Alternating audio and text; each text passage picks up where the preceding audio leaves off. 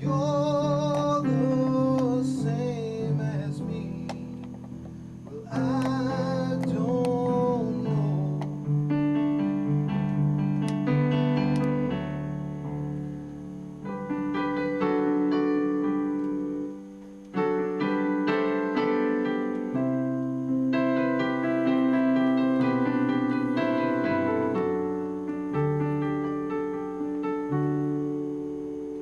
Heroes are born from ordinary people who see the truth in life and never falter.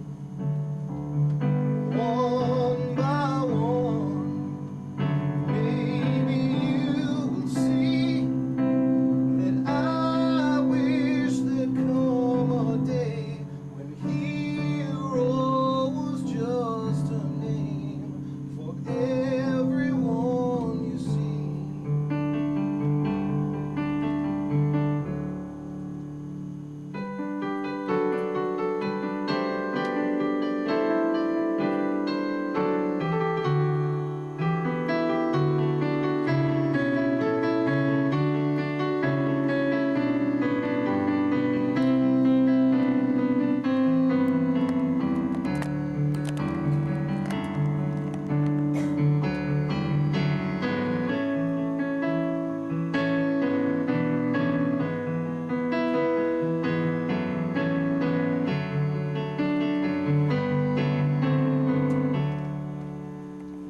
The answer is simple, but not as simply mastered.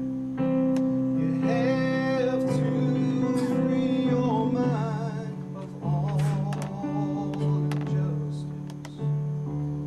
Then, only then, will you begin to see, and someday you will see that you're the same as me. Or maybe it's a dream.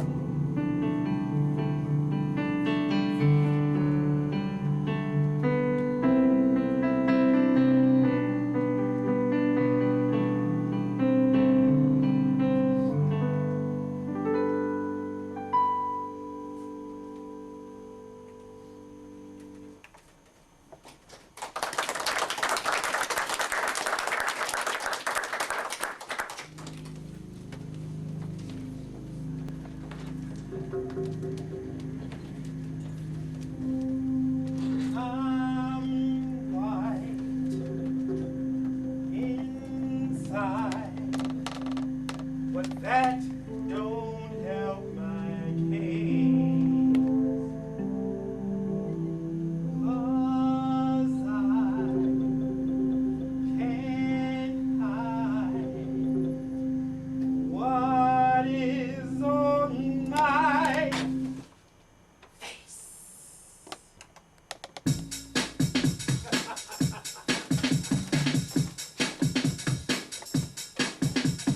Sad and forlorn, life's just a thorn. My heart is torn.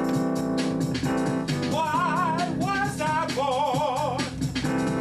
What did I do to be so black and blue? Just 'cause you're black.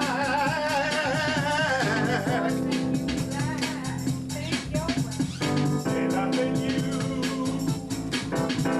and it's on you too. What did I do to be so black and blue?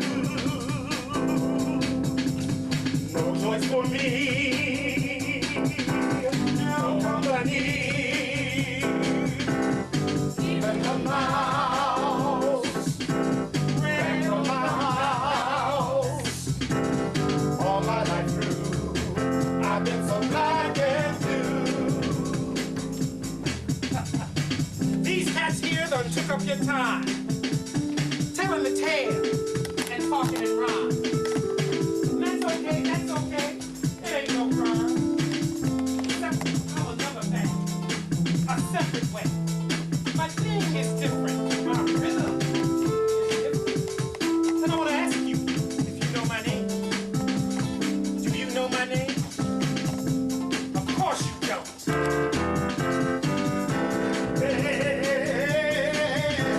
Springs hard as lead, pains in my head, feel like holding lead. What did I do to be so black and blue? I am a Negro entertainer. I dance and sing, prance and strut. I am painted a gay shade of black. Here we go. 5, 6, 7, 8. Negro entertainer. I got a little arena shuffle here. Oh, what you get? One more. I got one more. I got that. Here we go, team.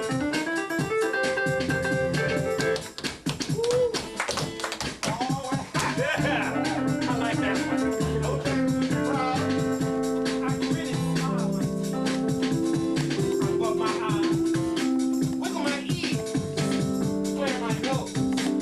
You know, your beloved ones like Jolson and Cantor are made of me. Did you know? Or in shame? Did you know? I am Bert Williams. After the show, without a bed or a place to eat. Did you know?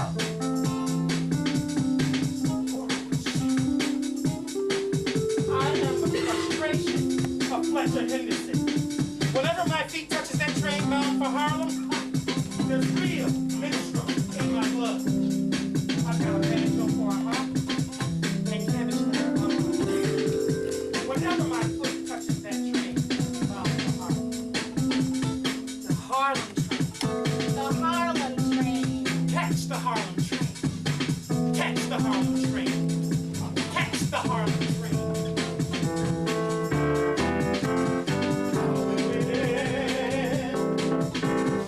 Ain't got a friend.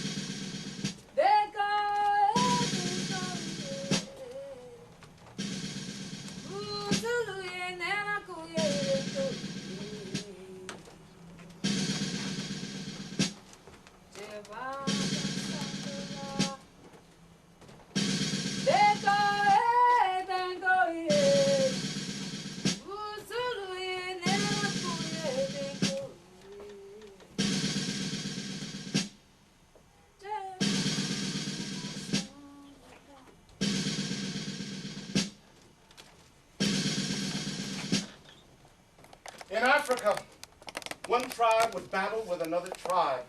To the victor went the spoils. The conquering tribe would take the defeated tribe to the coast, and they would sell all the defeated people to the Europeans. One European shipper said, "I only bought what had already been collected." I don't remember who stole me, but they took me to a place called Bordeaux, and they drugged me with some coffee. And when I remember anything, I was at the bottom of a boat with a whole lot of other niggas. It seemed like we were at the bottom of that boat a long time. And then we came to land. And I was put on the block and sold. I know I was born in Africa, in Morocco. And I was married and had 3 children before I stole him from my husband. When you're a slave, you have to go by your owner's last name. When my pappy was born, he belonged to Mr. Adams, so that's the name he took. And so did I, because I was his son. My mom was a black African, and she was wild and mean. She was so mean to me, I couldn't believe that she was my mammy. They couldn't whip her. They used to say that she was a conjure, and they was all afraid of till the next morning to get somebody else to tie her up, and then he'd forget to whip her. But my mom, she was afraid of conjures too.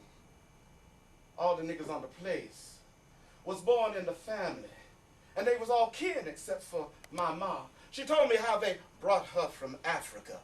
You see, here we say president in this country.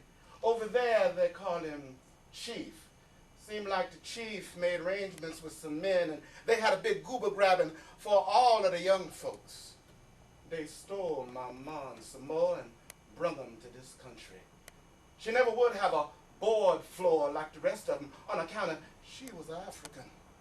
Only dirt, a slave's life.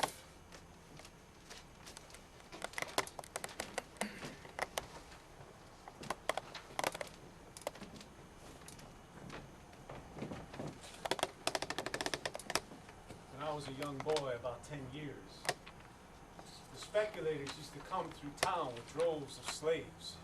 The poor critters nearly froze to death. They always come along on the last of December, so that by the first of January, the niggers would be ready for sale. Many of the time, I see 4 or 5 of them chained together. They never had enough clothes on to keep a cat warm. The women never wore anything but a thin dress, a petticoat, and one underwear. I've seen the ice balls dragging along from the bottom of their dresses as they run along like sheep in a pasture before they are sheared. They never wore any shoes, just run along on the ground, all spewed up with ice. The speculators rode horses and drove the poor niggers. If they get cold, they make them run till they're warm again. The speculators stayed in the hotel, and the niggers were put in quarters just like droves of hogs. All through the night, I hear them mourning and praying. I never knew the Lord would let people live who were so cruel. The gate was always locked, and there was a guard standing on the outside to shoot anyone who tried to run away. Those slaves looked just like a drove of turkey running along in front of them horses. I remember when they put them on the block to sell them. The ones between 18 and 30 always brought the most money. The auctioneer would stand at a distance and cry them off as they stand on the block. I could hear his voice as long as I lived. If the one they were going to sell was a young Negro man, this is what he said. Gentlemen and good citizens, I have here a big black buck Negro. He's stout as a mule. He's good for any kind of work, and he never gives any trouble. How much am I offered for him? And then the sale will commence, and the nigger will be sold to the highest bidder. If they put up a young nigger woman, the auctioneer would cry out, I have here a young nigger wench. How much am I offered her? Poor thing would stand on the block, shaking and shivering. Nearly froze to death. Poor mothers would beg the speculators to sell them with their husbands. If the speculator only take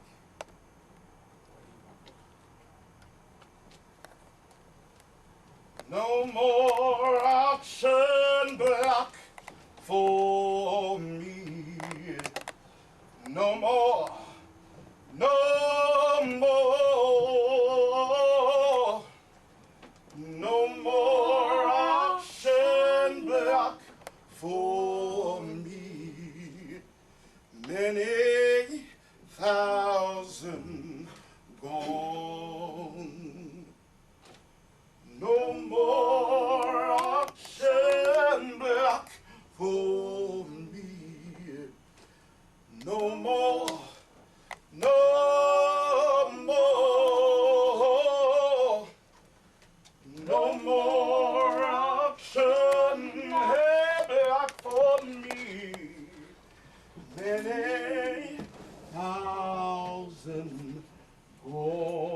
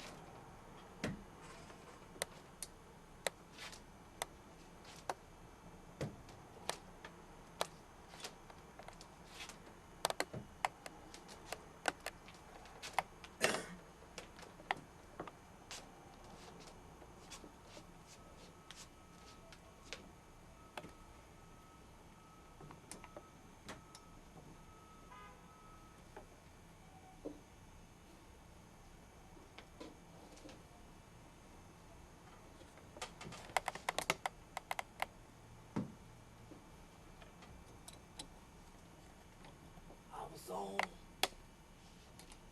by Johnson Benn, born in New Orleans, Louisiana. According to the bill of sale, I'm 86 years old. My master was a Frenchman. He was mean to me. He run a saloon and kept bad women. I don't know nothing about my folks, if I even had any, except Mom.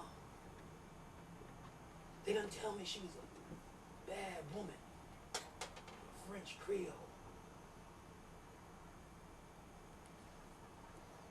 I worked around Master's saloon, kept the place cleaned up, and they'd have them all night drinking parties, men and women. Nickels to tip off where's to go so as they could sow wild oats.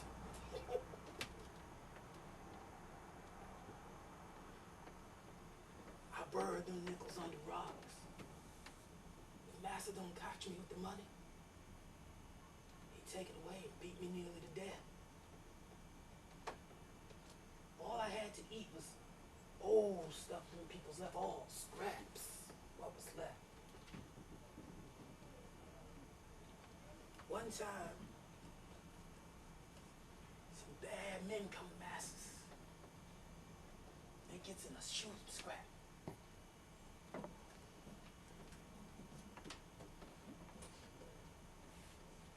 And they was two men killed. And I sure did run. But Master, he catch me. And make me take the men down to the river. Tie a weight around them so as they could sink, and the law wouldn't get them.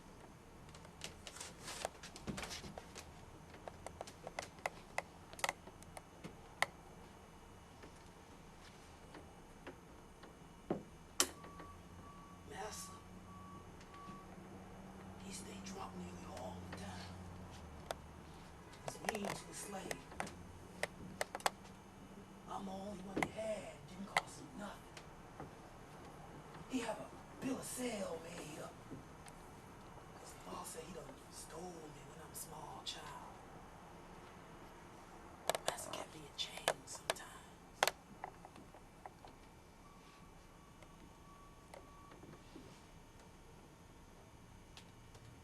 When I was about 17, I married a gal. While Master off on drunk spell. Master, he run her off.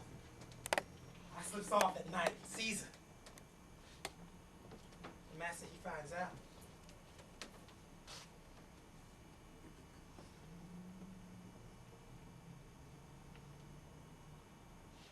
He takes a big, long knife.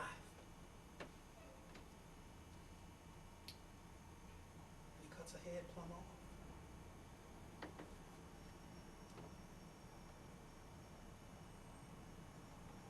Ties great heavy weight around her.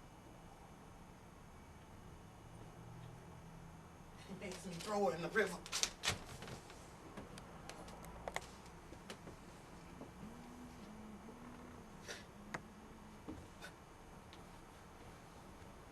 Another man.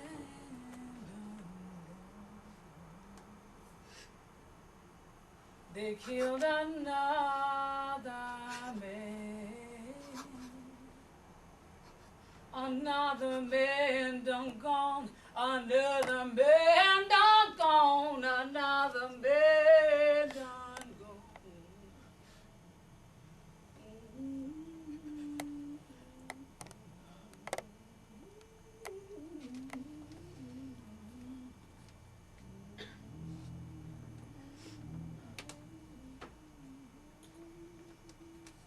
And then he puts me in chains.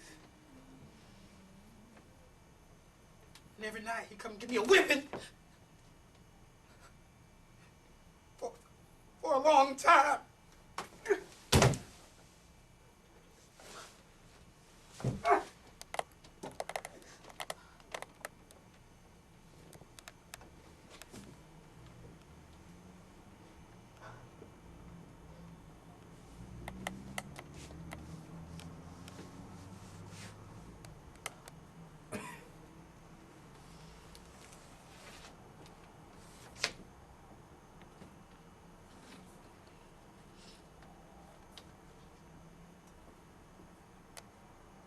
Master kept me long years after the war. Anybody get after him? He tells him I stays because I want to stay. But he tells me if I leave, I'll kill him another nigga.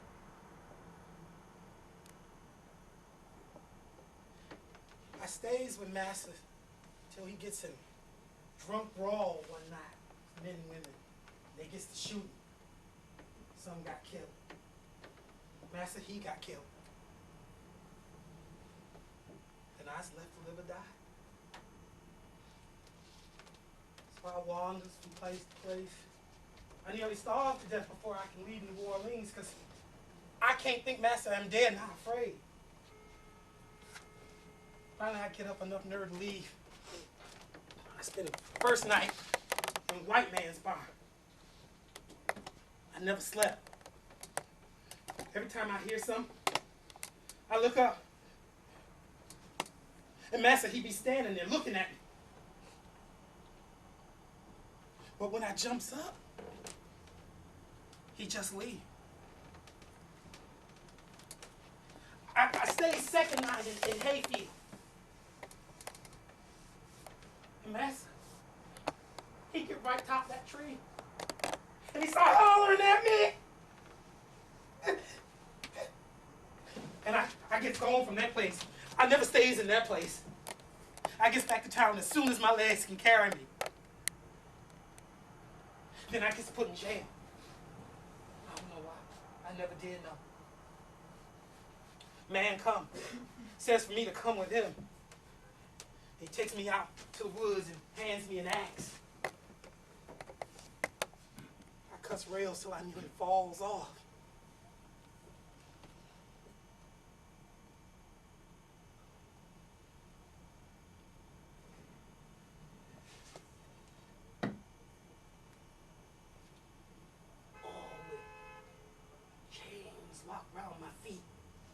I couldn't run away. And it lets me go. So I was free to wander.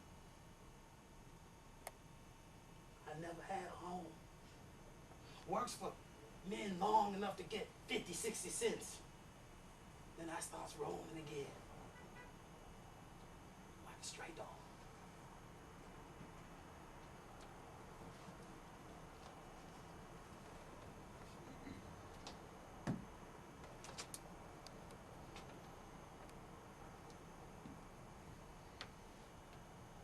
There's a man going round taking names. There's a man going round taking names.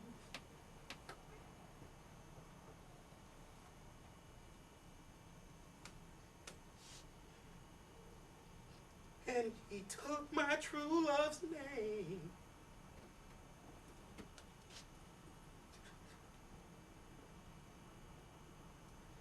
And he left my heart in pain.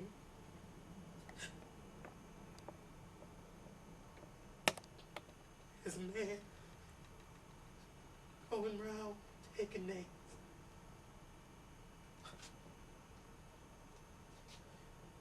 There's a man going round taking names.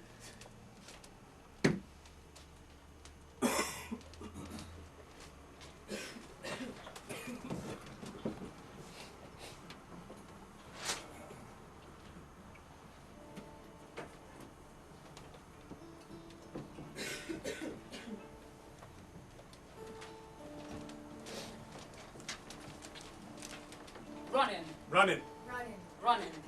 I come a runaway nigger short time after the war started.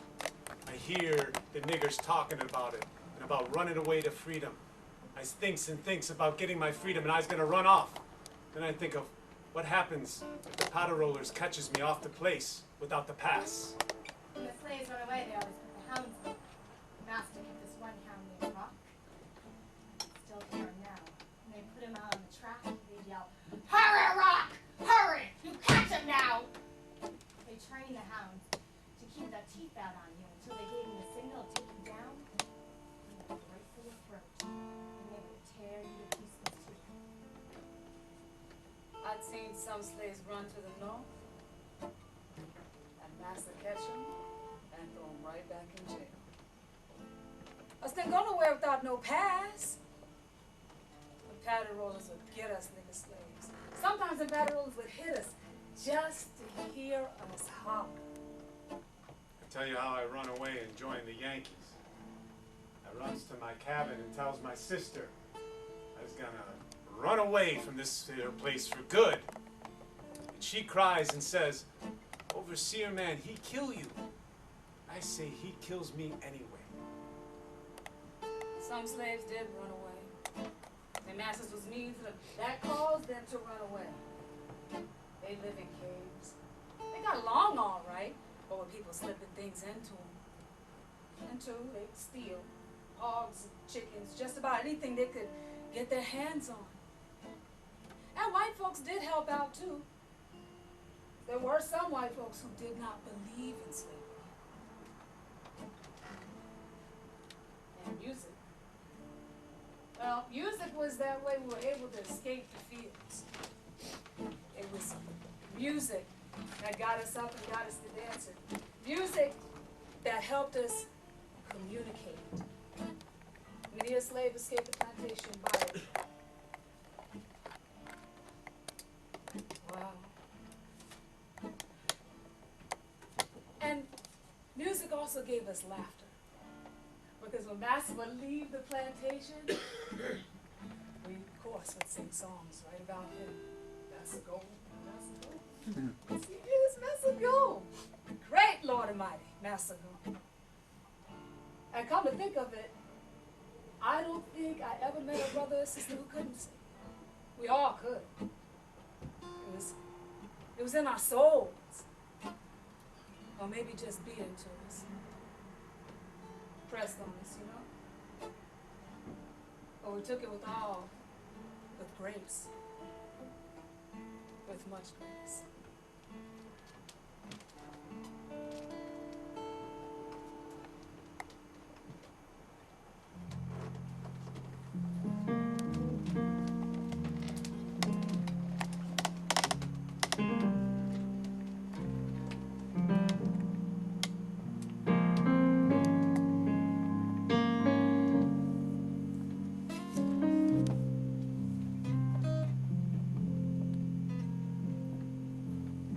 Southern trees bear a strange fruit, blood on the leaves and blood at the root, black body swinging in the southern breeze. Strange fruit hanging from the poplar trees.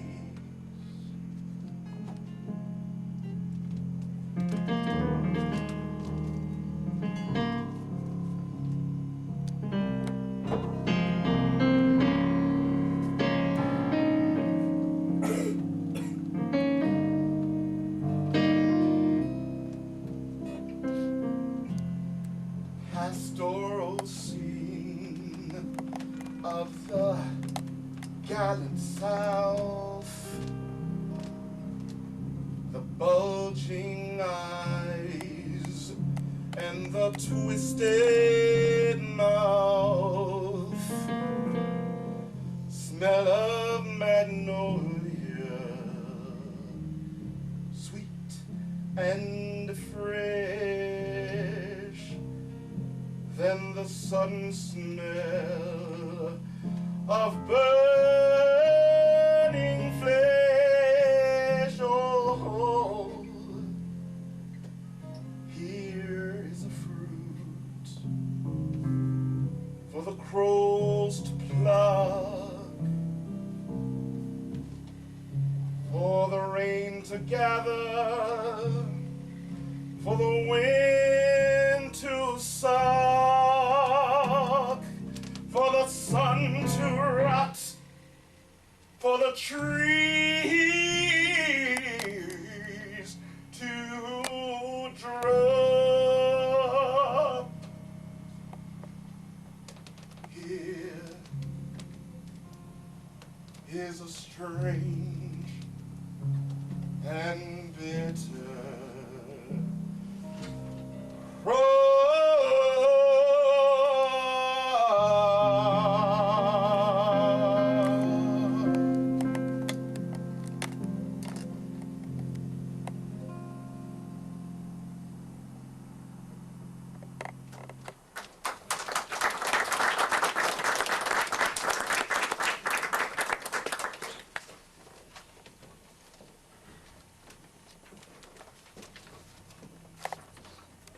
It's a funny thing. I grew up in the early 70s outside of Buffalo, New York. And I had the pleasure of seeing a great athlete running in his prime, O.J. Simpson. They called him the Juice. And I remember one particular afternoon, my dad took me to the stadium to watch him.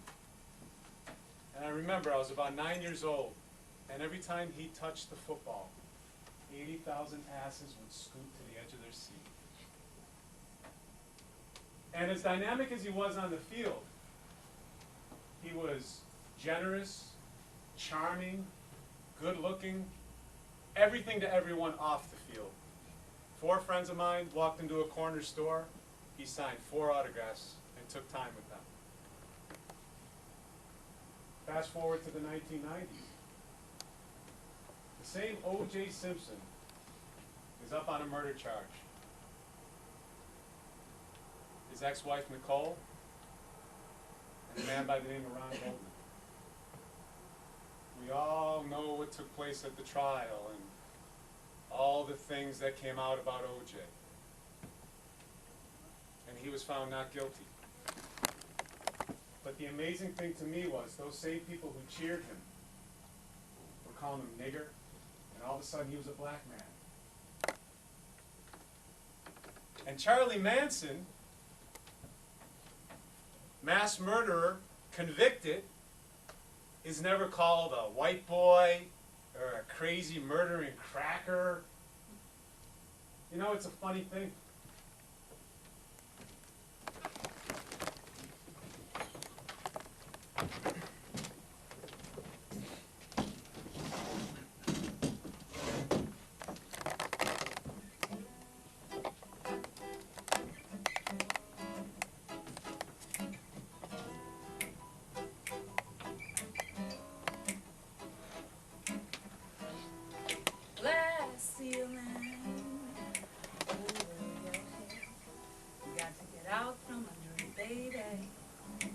Doesn't matter how, just try. Some of yourself thinking that we're destined to be drawers of water and hewers of wood. And some of yourself believing that it's your right place to stand above all the others while forsaking your brothers. It's just so sad and tragic that y'all can't see. For them, glass ceiling over your head. You got to get out from under it, baby. It doesn't matter how, just try. Glass ceiling over your head. You got to get out from under it, baby. It doesn't matter how, just try. Some of y'all have set your eyes upon earthly designs, fleshy desires, and forbidden fruits. The fall is here and now the harvest season has come. They're ripe for the picking and the judgment soon comes. It ain't too late to find a better way to get round your glass ceiling over your head. You got to get out from under it, baby.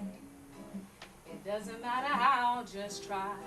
Glass ceiling over your head. You got to get out from under it, baby. It doesn't matter how, just try. You got to try. Yes, indeed, you try. You got to try, yeah, yeah, yeah. Out from under it, baby. Out from under it, baby. Out from under it, baby. Doesn't matter how, just try. Just try, just try, just try.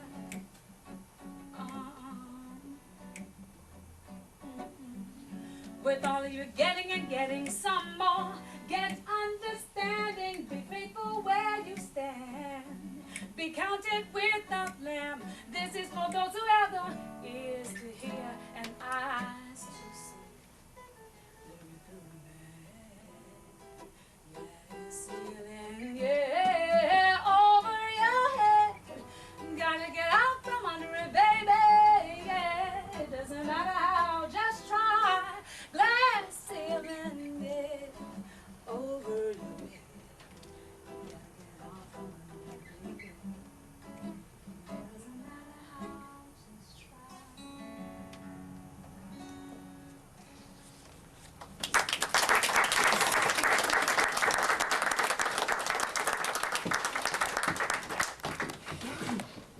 Race in America.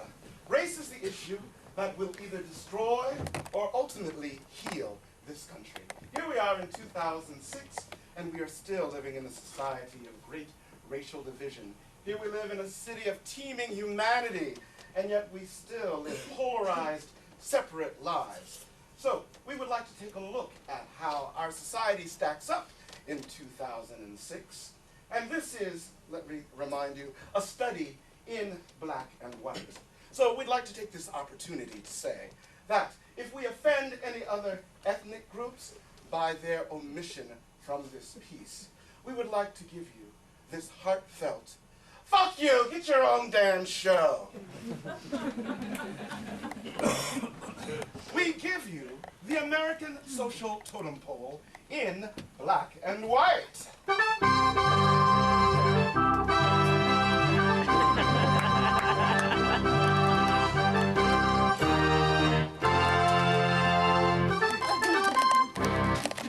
At the top of the totem pole, the head, if you will, the white man. I am king of the world. I oppress, rape, and pillage. I have a platinum card that never expires. I am self-defined and self-determined. Depending on what God-forsaken part of the world you live in, I am your worst nightmare. I am a legend in my own mind. I am cool and perfectly perfect in every way.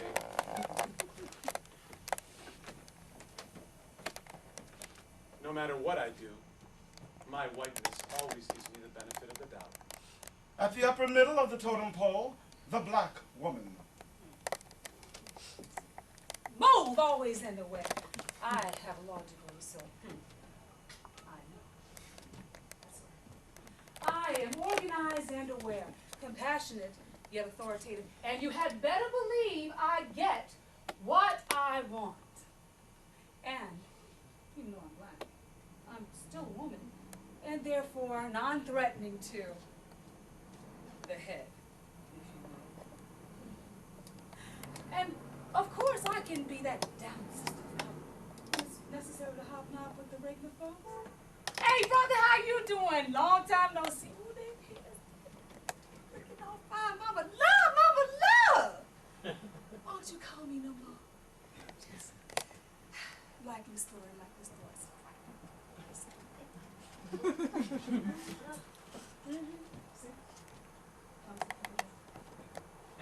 Besides, I'm the perfect compliment to the white man. Yeah, me. No, not you. Me. So what you gonna do about it? We've all had it. Everybody's had him. Don't nobody want him no more. Besides, he's nothing than a means to a greater end. A rung on the limited ladder of success. Heard that air is wonderful up there. What's that light? Oh, that's right. That's just the reflection off the glass ceiling.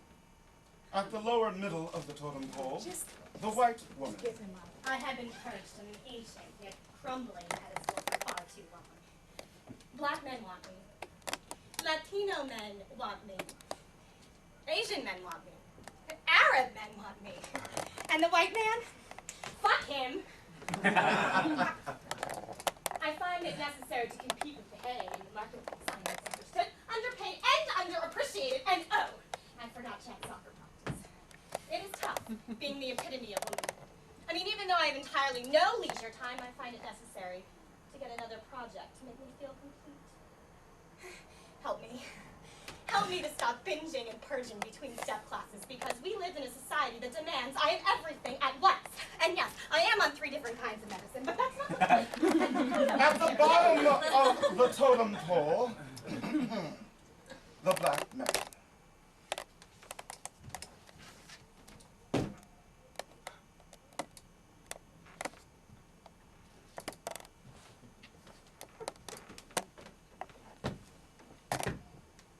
I got my education. Yet I'm still considered a pariah. The buck.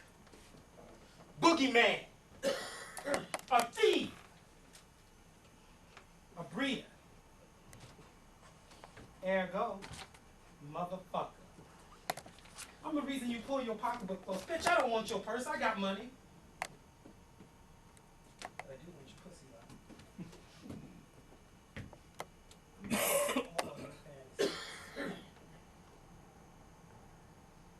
Oh, yeah, it's true. It's true. You want to see?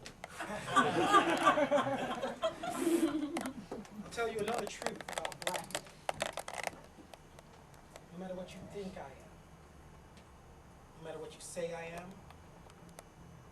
no matter how much you try to keep me down, you will never, ever break my spirit.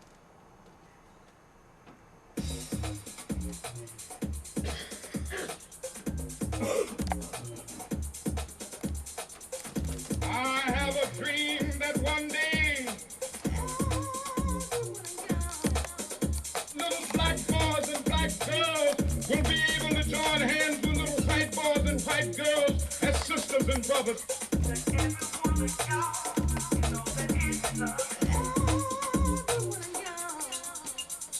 I have a dream today.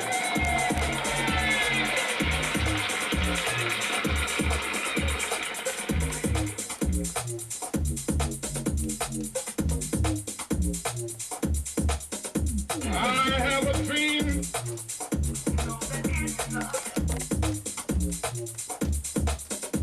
that one day every valley shall be exalted. Every hill and mountain shall be made low, the rough places will be made plain, and the crooked places will be made straight, and the glory of the Lord shall be revealed, and all flesh shall see it together.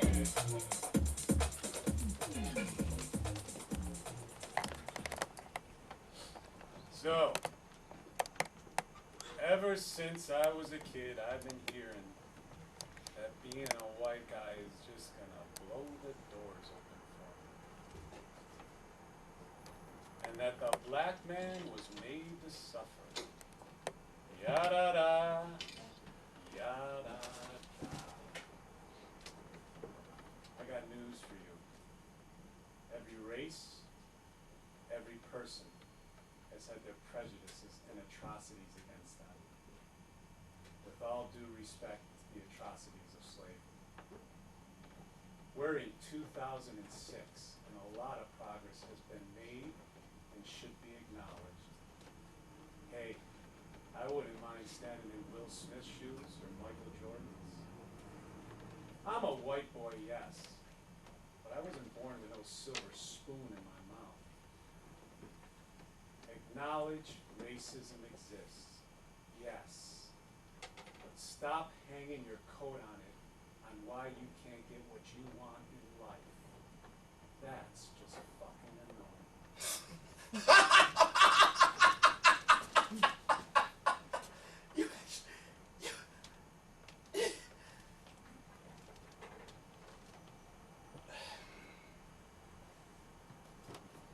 I wish I knew how it would feel to be black. Not act like or be like. Just be black. Some puppet show, no go. Black with no strings attached. Black without having to prove black. My daddy knows I'm black. And my mama damn sure knows I'm black. Sky don't act blue. Grass don't have to kick ass to prove it's green. Oranges don't have to define the behavioral patterns of orange. White knows white. There's light white, pure white, no conscientious makeup, let's pretend. Just is, 'cause they say so. Of course, they have cleanliness and godliness behind them, but just is because they say so. I wish I knew how it would feel to be black. And I would stand, undressed, bald, and silent, and just be black because I am. So black, I wouldn't have to be beautiful. So black, I could hide my pride. So black, I could be anti or pro whatever I feel. So black, I could believe that I'm black for real. Real black. And then I could know, and know I knew, how it feels, really feels, to be me.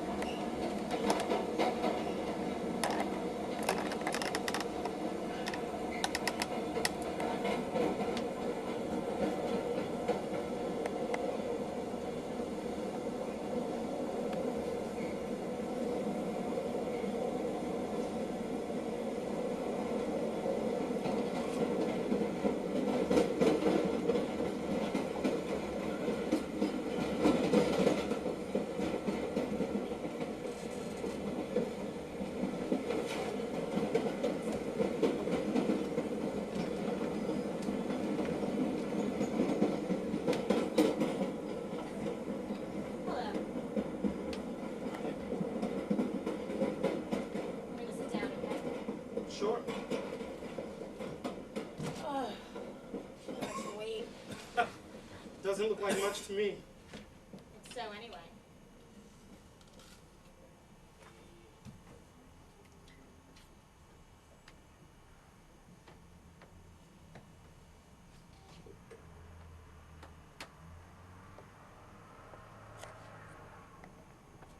Weren't you staring at me through the window? What? Weren't you staring at me through the window? At the last stop? Staring at you? What do you mean? Don't you know what staring means? I saw you through the window, if that's what it means. I don't know if I was staring at you. It seems to me that you were staring through the window at me. I was. But only after I looked through that window and saw you staring at me. Down in the vicinity of my ass and legs. Really? Really? I guess you were just taking those idle pot shots. Nothing else to do on your mind over other people's flesh. Oh boy. Wow. Now I admit I was looking in your direction, but the rest of that weight is yours. I suppose. Staring through train windows is weird business. Much weirder than staring very sedately at abstract asses. That's why I came looking through the window. So you'd have more than that to go on. I even smiled at you. That's right. I even got onto this train, going some other way than my own. Walked down that aisle, searching you out. Really? That's pretty funny. That's pretty funny? God, you're dull. Well, I'm sorry, lady, but I really wasn't prepared for party talk. No, you're not. What are you prepared for?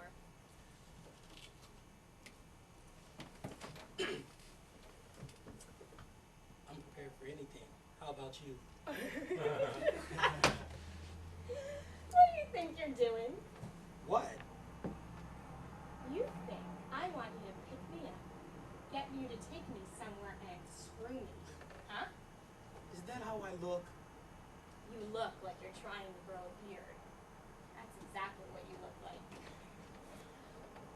You look like you live in New Jersey with your parents and are trying to grow a beard. That's what. You look like you've been reading Chinese poetry and drinking lukewarm, sugarless tea. You look like death eating a soda cracker. Really, I look like all that. Not all of it, I lie a lot. Helps me to control the world. Yeah, I bet. But it's true, most of it, right? Jersey, your bumpy neck. How'd you know all that, huh? Really? I mean about Jersey, even my beard. Have I met you before? You know Warren Enright. You tried to make it with your sister when you were 10. But I succeeded a few weeks ago. What are you talking about? Did Warren tell you that? You're a friend of Georgia's. I told you I lie a lot. I don't know your sister. I don't know Warren Enright. You mean you're just picking these things out of the air? Is Warren Enright a tall, skinny, black boy with a phony English accent? I figured you knew him. But I don't. I just figured you'd know someone like that. Yeah. I bet you're on your way to his house right now. That's right. Dull.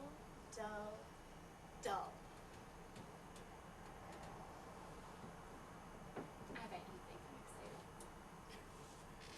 You're okay. Yeah. Am I exciting you now? Right, like that's not supposed to happen? How do I know?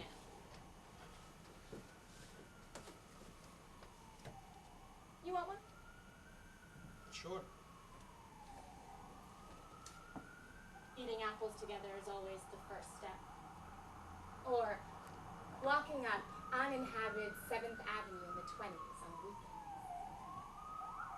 I can get you involved, boy. Get us involved. Would you like to get involved with me, Mr. Man? Sure, why not? A beautiful woman like you? I'd be a fool not to. And I bet you're sure you know what you're talking about, huh? I bet you're sure of almost anything everyone has ever told you, right? Right? Right! You have a pretty strong grip there. What are you, a lady wrestler or something? What's wrong with lady wrestlers? And don't answer because you never knew any. That's for sure.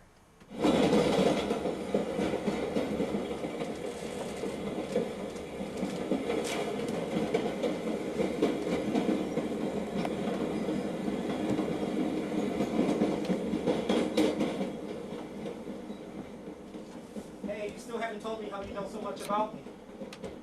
I told you I didn't know anything about you. You're a well-known type. Really? Or at least I know the type very well. And you're a skinny English friend, too. Anonymously? What? Without knowing us specifically. Oh, boy. Aw, what a face. You know, you could be a handsome man. I can't argue with you. What? I said I can't argue with you.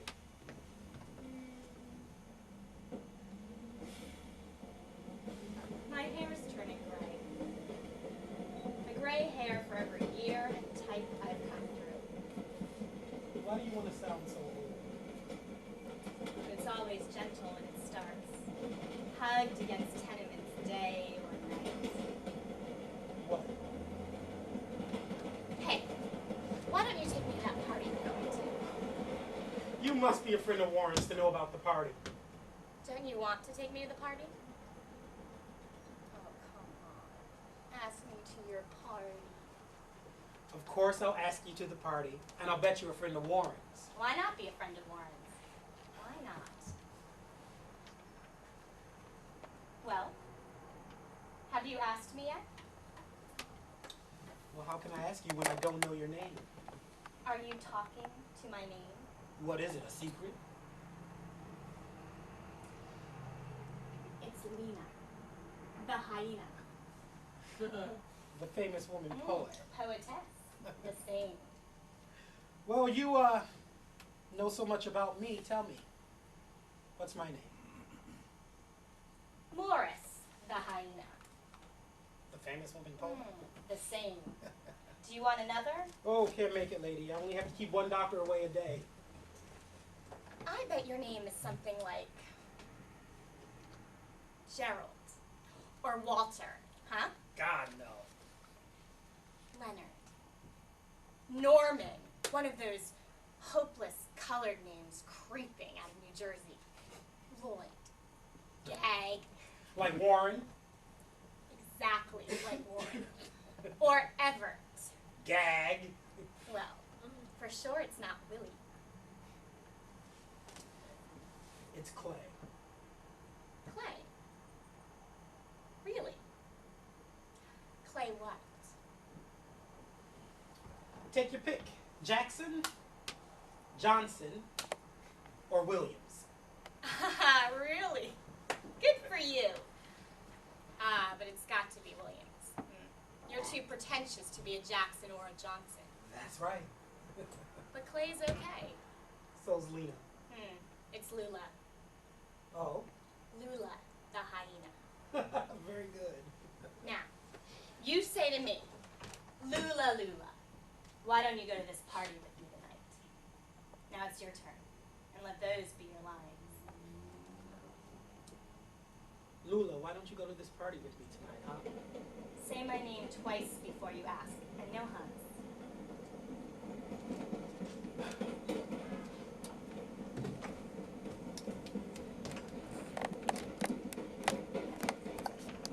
Lula.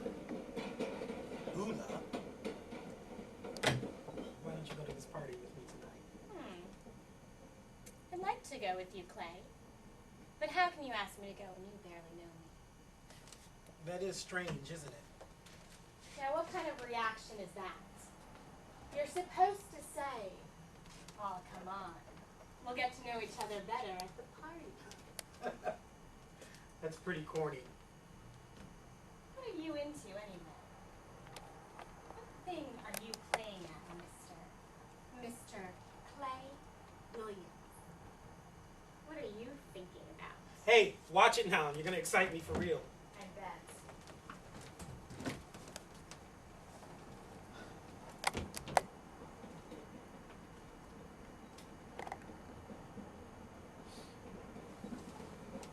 I thought you knew everything about me. What happened?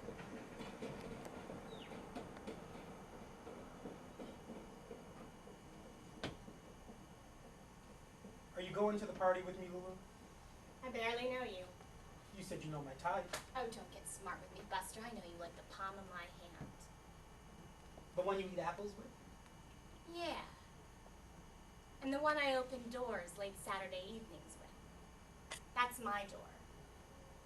Up at the top of the stairs, 5 flights, above a lot of Italians and lying Americans. And scrape carrots with. Also, the same hand I unbutton my dress with, or let my skirt fall to the floor. Same hand, lover. Are you angry about something? Did I say something wrong? Everything you say is wrong. But that's what makes you so attractive. In that funny book jacket with all those buttons. What have you got a jacket and tie on all this heat for? And why are you wearing a jacket and tie like that? Did your people ever burn witches or start revolutions over the price of tea? Oh boy. These narrow-shoulder clothes come from a tradition you ought to feel oppressed by. A 3-button suit. What right do you have to be wearing a 3-button suit and striped tie? Your grandfather was a slave. He didn't go to Harvard. My grandfather was a night watchman. And you went to a colored college where everyone thought you were Avril Harriman. All except me. And who did you think you were? Who do you think you are now? Well, in college I thought I was Baudelaire, but I've slowed down since. I bet you never once thought you were a black nigger.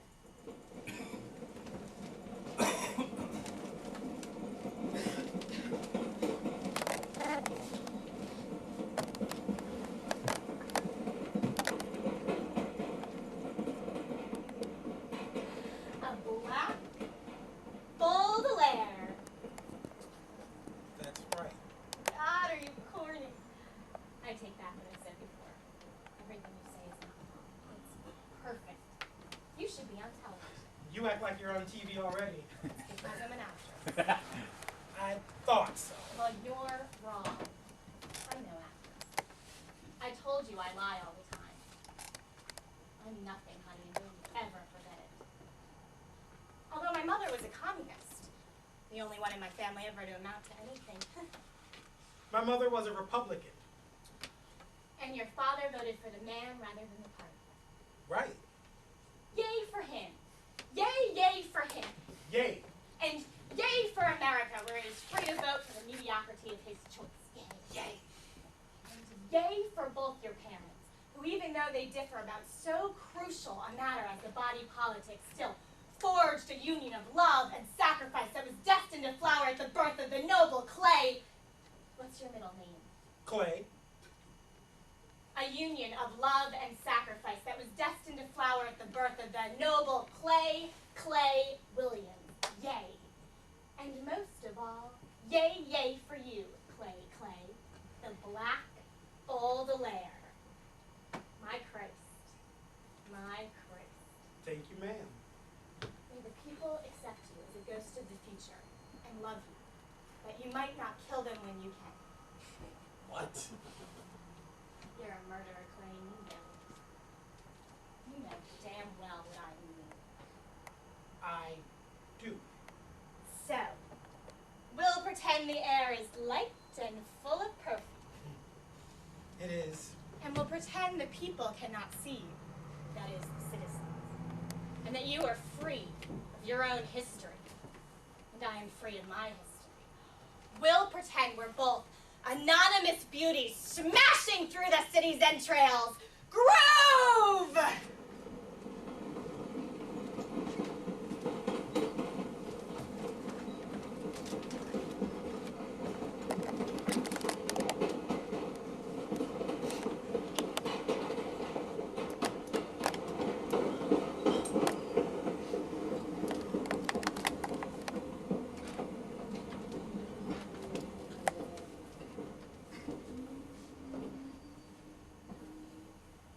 Party. I know it'll be something good. You'll come in looking casual and significant. I'll be strange and haughty and walk in long, slow strides. Right. When you get drunk, pat me once, very lovingly on the flanks, and I'll look at you cryptically, licking my lips. Sounds like something we could do. You'll go around talking to young men about your mind, and to old men about your plans. If you meet a very close friend who is also with someone like me, we'll stand together, sipping our drinks and exchanging codes of lust. The air will be slithering in love, half-love, and very open moral decision. Great. Great. And everyone will pretend they don't know your name. And then, when they have to, they'll claim a friendship that denies your sterling character. And then what happens to us? Then we go down the street, late night, eating apples, and winding very deliberately toward my house. Deliberately? I mean, we'll look in all the shop windows, make fun of all the queers. Maybe we'll meet a Jewish Buddhist and flatten his conceits over some very pretentious coffee. In honor of whose God? Mine. Who is? Me. And you? A corporate godhead. Exactly. Exactly. We'll go on with the chronicle. Then what happens to us? To my house, of course. Oh, of course.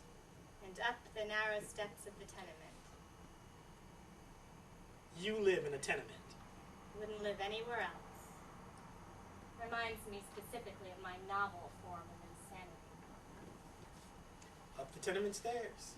And with my apple-eating hand, I push open the door and lead you, my tender, big-eyed prey, into my, what can I call it? My hovel.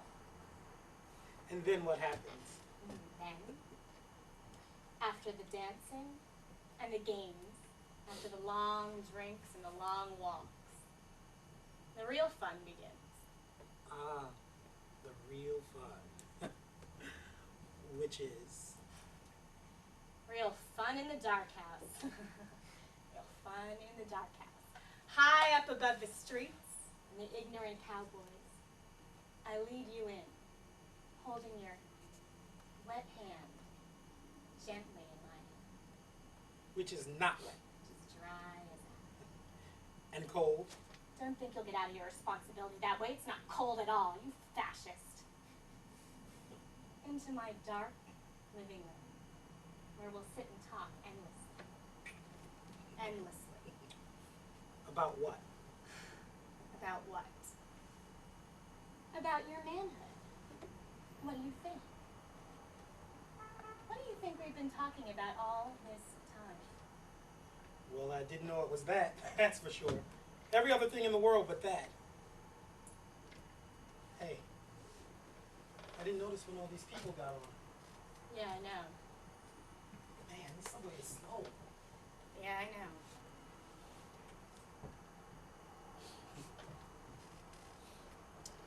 Go on. We were, talking about my manhood. We still are. All the time. We were in your living room My dark living room.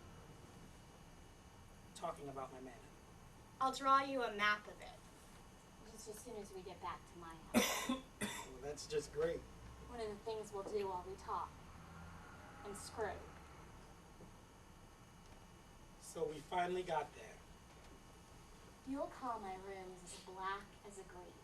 You'll say, this place is like Juliet's tomb. Maybe I will. I know. You've probably said it before. And is that the whole story? The whole grand tour? No. Not all. You'll say to me, very close to my face, many, many times. You'll say, even whisper, that you love me. I might. And you'll be lying. I wouldn't lie about something like that. It's the only kind of thing you will lie about. Especially if you think it'll keep me alive. Keep you alive, I don't understand. Oh, you don't understand? Well, don't look at me. It's the path I take, that's all. For both feet leaving when I put them down, one in front of the other.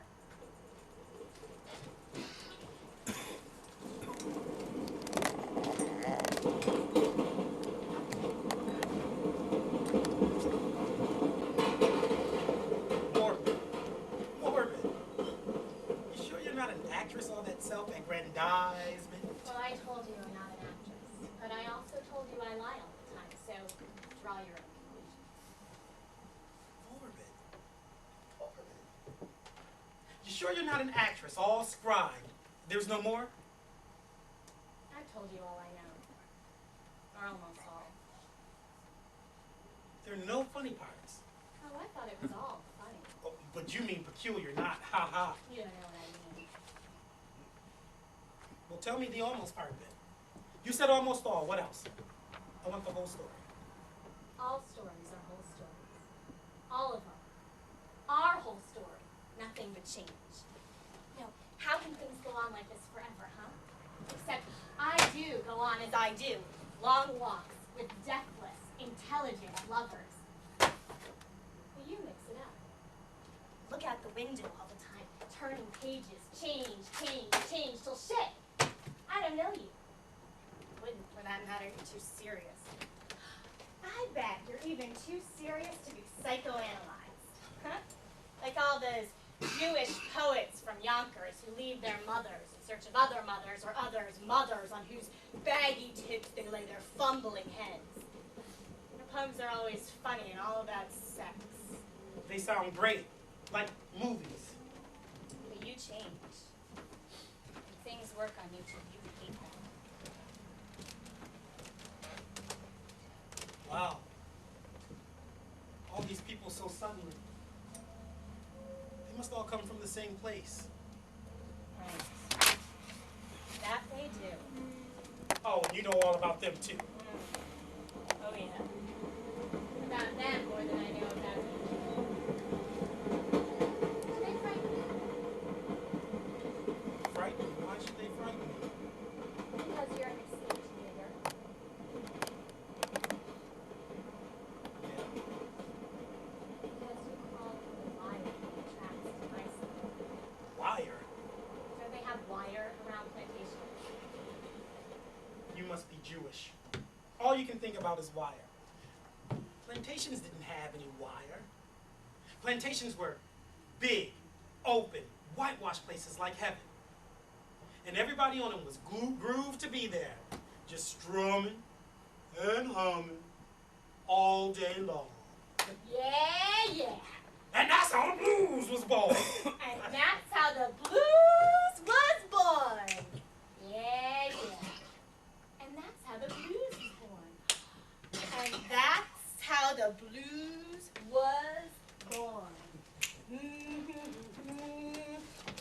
bitch! Get out of my way! Quack! And that's how the blues was born. And that's how the blues was born. 10 little niggers sitting on a lick. Yet none of them ever looked like him. And that's how the blues is born. Yeah. Come on, Clay. Let's do the nasty, huh? Rub bellies on the train. Rub bellies. Hey, what was in those apples? Mirror, mirror on the wall, who's the fairest of them all? Snow White, baby, don't you forget it. Let's rub bellies on the train, Clay. Nasty. The nasty. We'll do the gritty grind like you're a rag-headed man. Grind till you lose your mind. Shake it, shake it, shake it, shake it. Ooh-wee! Come on, Clay. Let's do the choo-choo train shuffle. The navel scratcher. Hey, you're coming on like the lady who smoked up her grass skirt. Come on, Clay. Let's do the thing. Clay, Clay, you middle-class black bastard. Forget your social working mother for a few seconds and let's knock sense. Clay, you liver-lipped white man. You would-be Christian. You ain't no nigger. You're just a dirty white man. Come on, Clay. Dance with me, Clay. Lula, sit down now, be cool. Oh, be cool. Be cool. That's all you know, huh? Shaking that wild root cream oil on your naughty head, jackets buttoned up to here, so full of white man's words. Christ! God! Get up and scream at these people, huh? Like scream, meaning no shit in their hopeless faces. Red trains cough Jewish underwear for keeps, expanding smells of silence. Gravy's not whistling like seabirds. Clay, you gotta break out, huh? Don't sit there dying the way they want you to die. Get up! Sit the fuck down, sit down, goddammit. Screw yourself, Uncle Tom. Ooh, I mean Uncle Thomas Woollyhead. Oh, here's Uncle Tom. I mean Uncle Thomas Woollyhead. His old white matted mane. He hobbles on his wooden cane. Oh, Uncle Tom. Uncle Tom. You let the white man hump your old mama and you just shuffle off in the woods. Hide your gentle gray head. Uncle Thomas Woollyhead. Lula! Lula, you dumb bitch, why don't you just stop it? Let me go! Let me go, you black son of a bitch! Shut up! Shut up! You don't know what you're talking about. You don't know anything. So keep your stupid mouth closed. You're afraid of white people. And your father was. Uncle Tom Big Lip.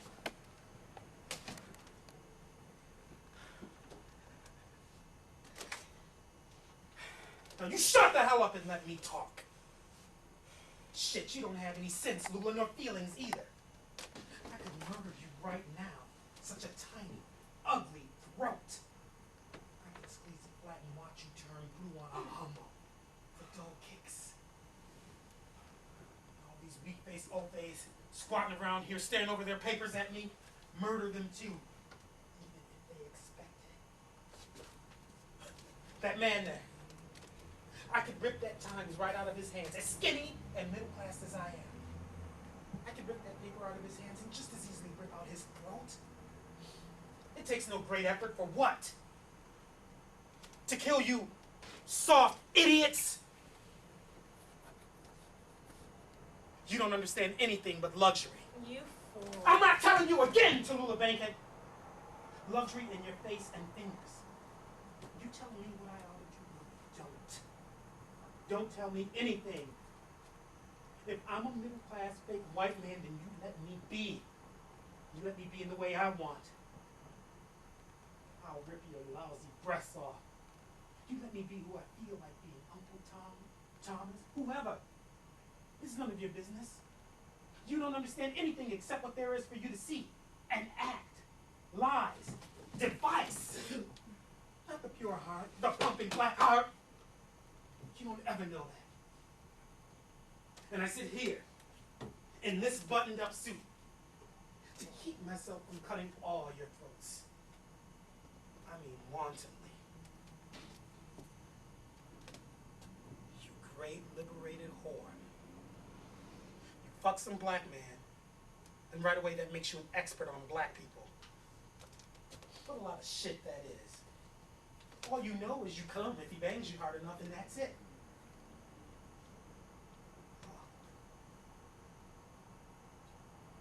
The belly rub. You wanted to do the belly rub? Shit, you don't even know how. You don't know how. That old 50 dip shit you do, rolling your ass like an elephant. It's not my kind of belly rub. Belly rub is not Queens. Belly rub is dark places with high hats and overcoats held up with one arm. Belly rub hates you. Bald-headed, four-eyed old face, popping their fingers and don't know what they're saying. They say, I love Bessie Smith. Don't even understand that Bessie is saying, kiss my ass. Kiss my black, unruly ass. Before love, suffering, desire, anything you can explain. She's saying it very plainly, kiss my black ass. And if you don't understand that, then it's you that's doing the kissing.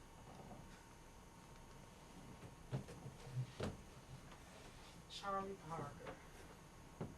Charlie Parker. All the hip white boys screaming for Bird. And Bird is saying, up your ass, feeble-minded old face. Up your ass. And they sit around talking about the tortured genius of Charlie Parker. Bird would have played not a note of music if he had just walked up East 67th Street and killed the first 10 white people he saw. Not a note. And I'm the great would-be poet. Yeah, that's right, poet. Some kind of bastard literature. All it needs is a simple knife thrust. Just let me bleed you, you loud whore. And one poem vanished. A whole people of neurotics struggling to keep from being sane. When the only thing that would cure the neuroses would be your murder. Simple as that. I mean, if I murdered you, then other white people would begin to understand me. Do you understand? I guess not. If Bessie Smith had murdered some white people, she wouldn't have needed that music. She could have talked very straight and plain about the world. No metaphors, no wiggles, no grunts in the dark of her soul. Just straight 2 and 2 are 4. Money, power, luxury. Like that. All of them. Crazy niggas turning their backs on sanity, and all it needs is that simple act of murder. Just murder! Make us all sane. Shit. Who needs it? I'd rather be a fool. Insane, safe with my words, no deaths, clean hard thoughts, urging me to new conquests. My people's madness. That's a laugh. My people. They don't need me to claim them. They've got legs and arms of their own. Personal insanities, mirrors. They don't need all those words. They don't need any defense. But listen, one more thing. Tell this to your father. He's probably the kind of man who needs to know at once so he can plan ahead. Tell him not to preach so much rationalism and cold logic to these niggers. Let them alone. Let them sing curses at you in cold. Let them see your filth. Simple act style. And then maybe one day, you get to listen. And then maybe you'll find that they actually do understand exactly what you're talking about. All these fantasy people, all these blues people. And on that day, it's sure as shit. When you believe that you can actually accept them into your fold as half-white trustees, late of the subject's peoples, with no more blues except for the very old ones, and not a watermelon in sight. The great missionary heart will have triumphed. And all those ex-coons will be stand-up Western men with eyes for clean, hard, useful lives, sober, pious, and sane. And they'll murder you. They'll murder you and have very rational explanations, very much like your own.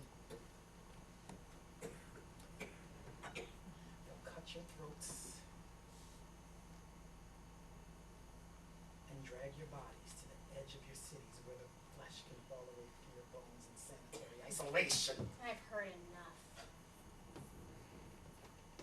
I'll bet you have. I guess I better collect my things and get off this train.